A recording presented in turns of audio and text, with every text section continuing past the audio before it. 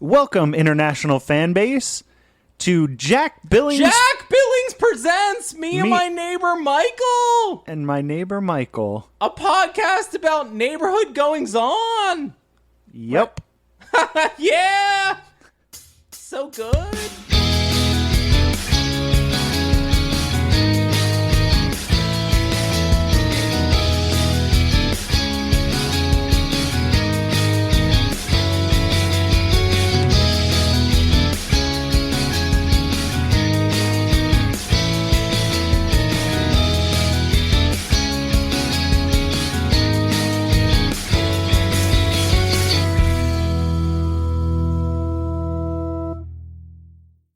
All right, so you got into a spaceship and... Rocket ship. It was most definitely a rocket ship. Rocket. Not a spaceship, Quinn. Okay, but what's the difference? Oh, bud. That is a question you would ask. And we'll have to save that lesson for a later date and time. Because right now, I have to finish dictating my dream to you so I can be out there when the teens get out of class. Do you believe I witnessed one of them spit their dang used gum straight out of their mouth onto my dang street? My streets! Dang! I did alert Officer Kyles, but he said that he had real work to do. Then I explained to him that... Holy shit, Jack, can we just get on with your fucking dream already? Like, these teens spitting their gum out onto the sidewalk is more interesting than listen to somebody try to explain their fucking dreams. Right, I did try my darndest. I explained that it was clearly illegal behavior, but, you know, boy howdy, did he hung up right quick is what I'm trying to say, Michael.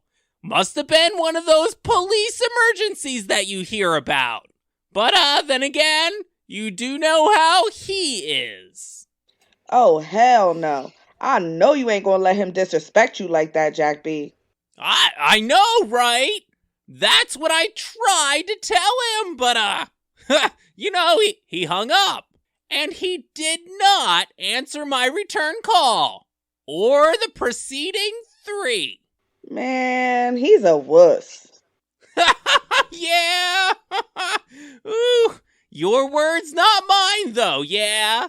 Oh, Quinn, I like you more each time we get together. Anyway, can we just please get this dream over with so we can start recording an episode of the podcast? Well, yeah, Michael, it's not my fault that you decided to stop by early. Premature arrival boner Michael. That's what someone probably calls you somewhere with behavior like this. Ugh. Do you understand, Michael? This is Quinn and Jack time. For, you know, dream journaling.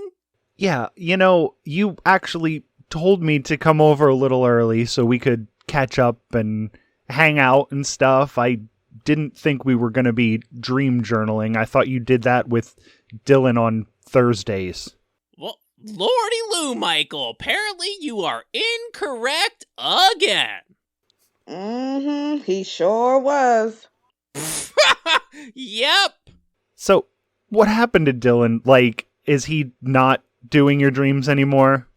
Oh, it was him. But that punk pussied out. He can't even handle Jack's fucked up brain.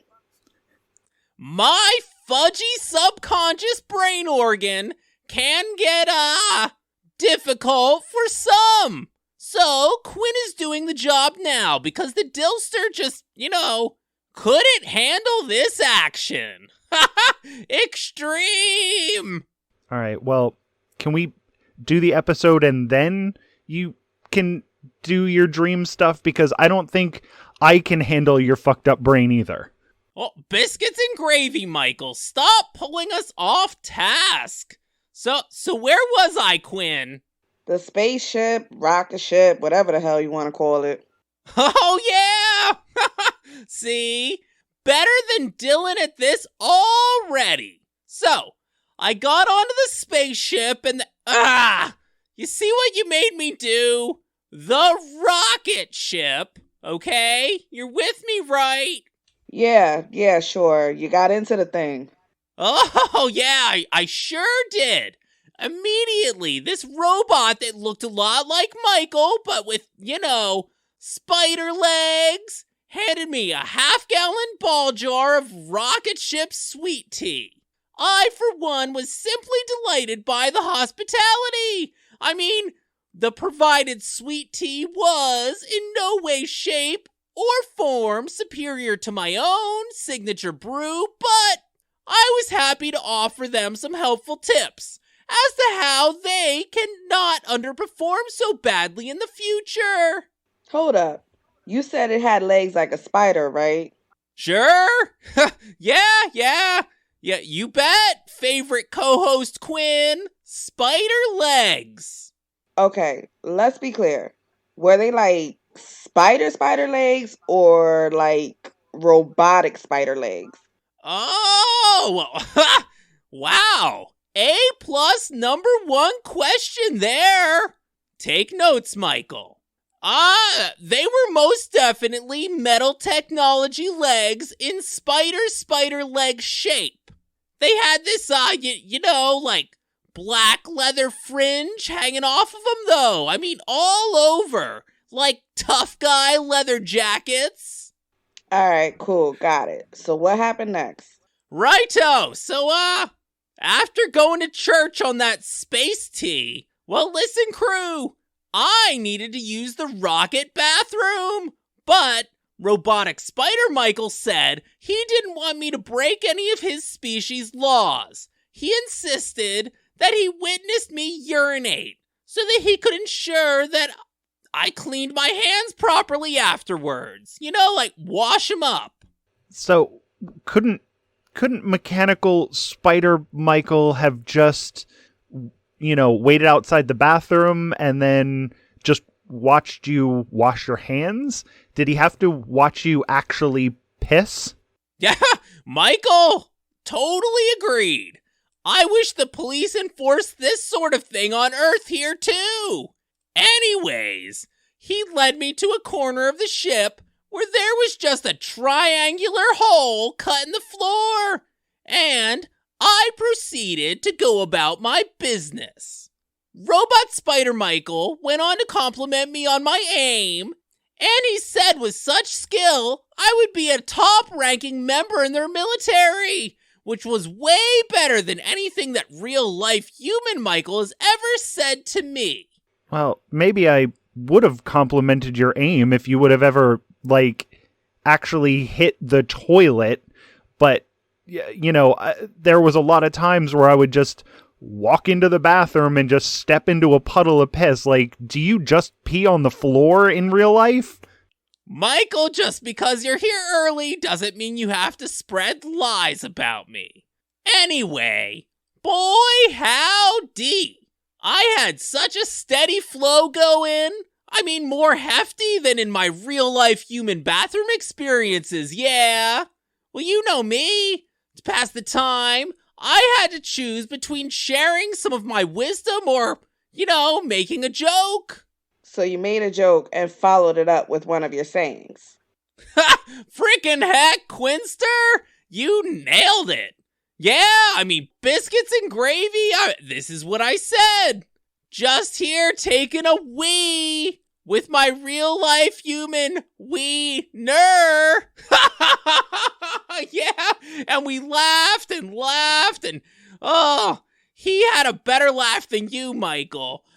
So I wanted to follow up that zinger with something about vagina and peeing, but there's just nothing funny about vaginas.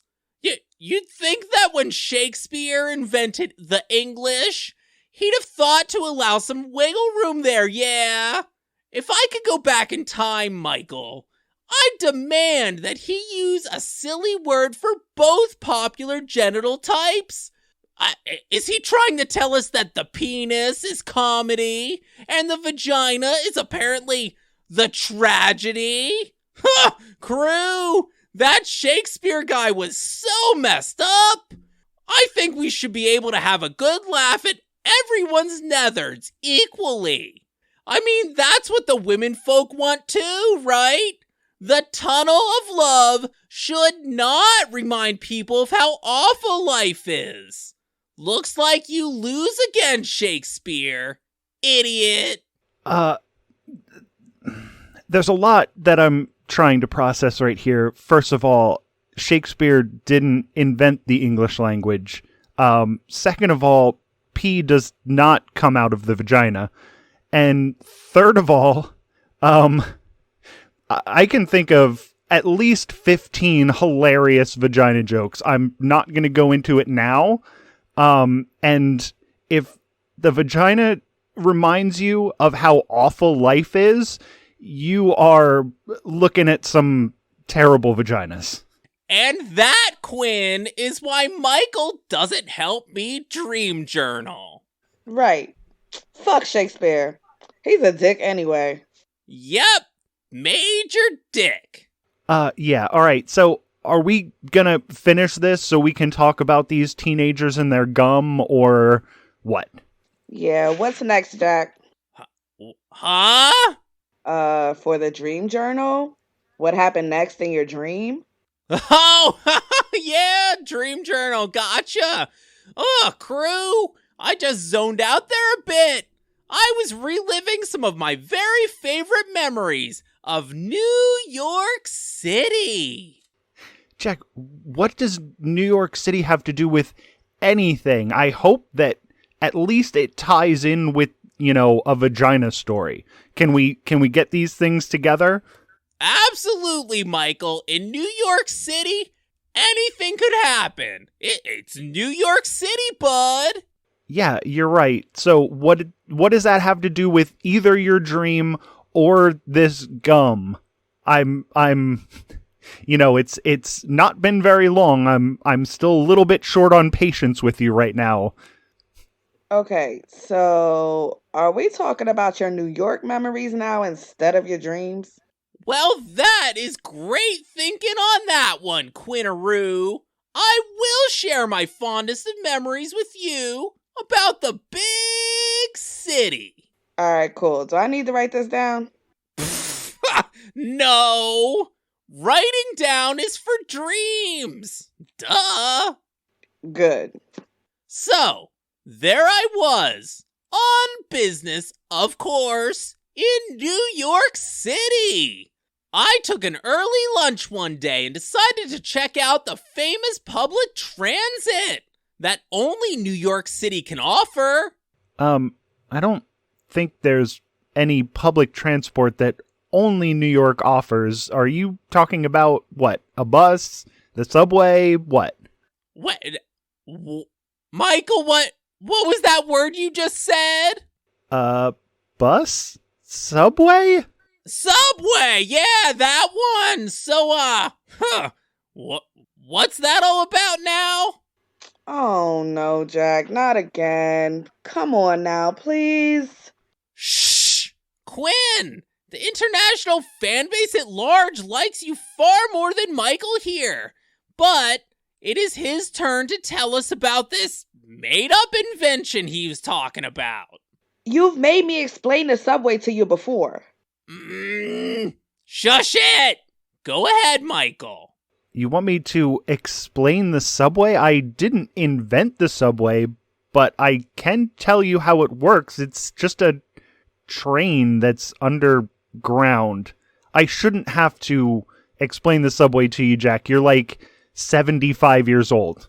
Okay, so, basically this thing you made up would be some sort of, whatever he said, like, underground speed train, and it would be an alternative mode of public transit, instead of a bus.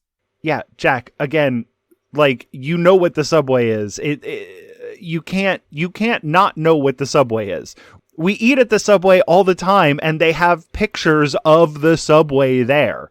So, what does this thing run on? Like magic or something? And does it have like a big old drill on the front to make the tunnels and such?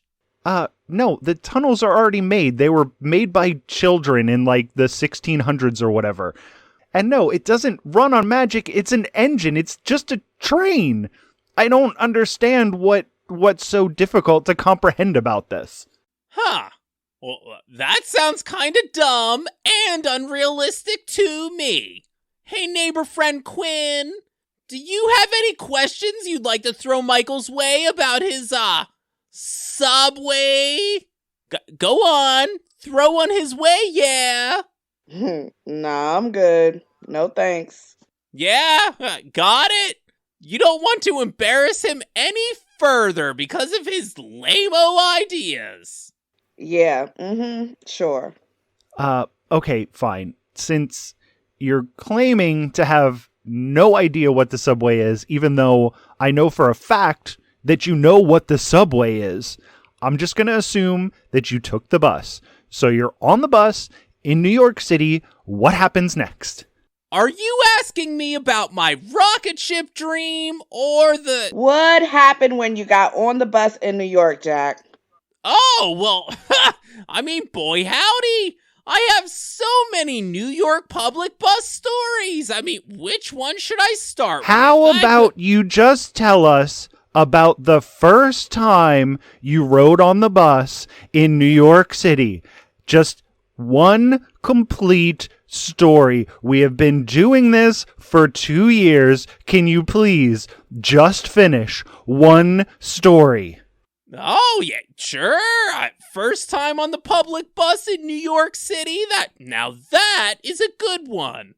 Woo, band up job there, Michael. Just tell the fucking story. Right, so I was on the bus, huh? You're both with me, huh? Yes! Oh my god! Woo! All righto, just making sure. Sheesh. Well, like I said, it was my very first time on the public bus in New York. I told everyone I was a bus virgin. Turns out that New Yorker bus people, they don't respond to comments like that. I mean, most of them just averted their eyes like I was Shakespearean or something. So then, I paid someone to let me have the window seat. That way, I could have a good look at all the Big Apple goings-on. Best $300.25 I've ever spent. So, around the third block or so, you would not believe what I saw. Actually, how about you guys throw a few guesses my way, huh? Come on, crew. Let me have it. Later on, I would like to know why the extra 25 cents on top of the $300, but that's not for now. Did you see a group of sex workers or something? Well, I mean, sure, but that's not what I was going to tell you about. Quinn, you got a guess? I don't have a guess. I just think you're a fucking idiot for giving someone $300. Wow. Harsh, but, I mean, I'm content with my experience. Money well spent, in my opinion. Jack, just fucking tell us what you saw. Okay, well, both of you are not good guess makers. So, we were nearing the end of the third block, and you would not believe what I saw. A homeless man eating a hard-boiled egg. I cheered and I did my best to call the other passengers' attention upon the man, but for some reason, no one really seemed to care. It was glorious, crew. Hard-boiled egger. He cracked that baby open and peeled it right there in the alley opening. For anyone and everyone to see. Let the shell just drop right off onto the ground. And he took the thing into his gullets in 2 very impressive bites. So, out of all of the things that you saw in New York City, the thing that you decided to tell us about is a homeless man eating an egg. Yeah, but wait, how did you know the guy was homeless? Quinn, I mean, he was eating a hard-boiled egg out on the street. A public street. Michael, help me out on this one, huh, bud? I don't know why I would help you out. Like, that doesn't sound like a homeless thing. I eat hard-boiled eggs out on the street all the time. Like, I keep 2 of them in my pocket so I can eat them while I'm delivering mail. Like, it's not that big of a deal. Okay, well, listen, crew. The teens will be walking home at any minute now, and I have to get out there. So I think we really nailed it at this one, huh? What do you think? No, wait. Are you saying that this was the episode? We're just gonna leave it with your rocket ship Spider Michael robot dream and your insane New York egg eating story? Well, Michael, you are both welcome to watch me observe the teens. I don't think I'm gonna be doing that. All right, well, I guess I'm out. Oh! Box! Biscuits and gravy! Frickin' Shakespeare's done it! That is a funny way to refer to a vagina! Great job, Shakespeare! Oh my god, Jack. Seriously. You need to get a life.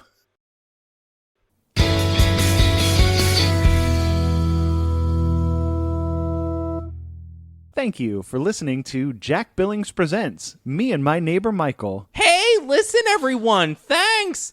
You know how you can thank us for doing such an A+ number 1 job? How about you go subscribe, rate, and review on your favorite thingamajig? We're on iTunes, Stitcher, Podbean, Spotify, the YouTube.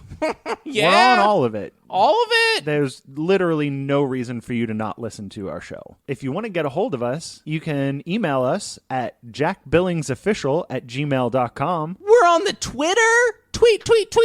I'm at Jack Billings Pod. And I'm at my neighbor MICH1. My neighbor Mitch won. Yeah, it sucks. Lame. Hey, bud, call me up on my cell, huh? Maybe we'll put your message on if it's okay.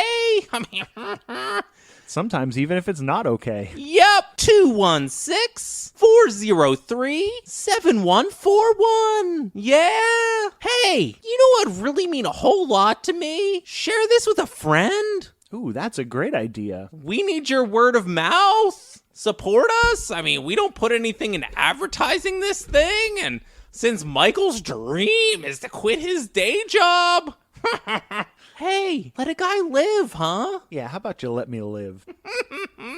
Yeah. Tune in next week for more hijinks. Look out.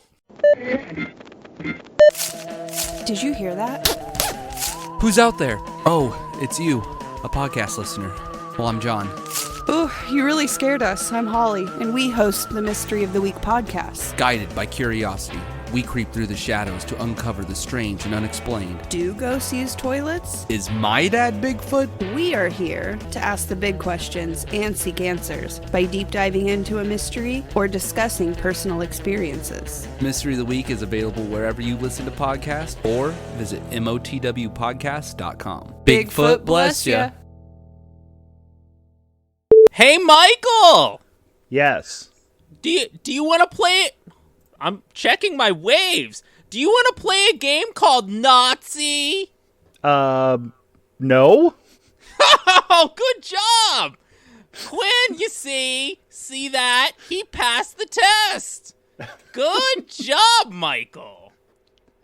Are we doing a different episode than the one I'm looking at right now? Nope, I just wanted that sound clip.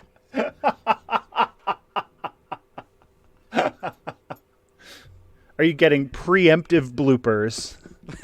Yep. Nailed it. Oh, hell no. Oh, shit, y'all. Hold on. That's my pizza.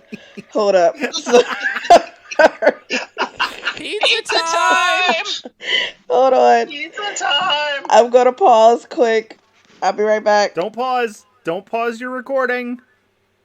We were Okay. still here. You said Mike left the room. Okay. Yeah, everybody just locked up all of a sudden. Okay.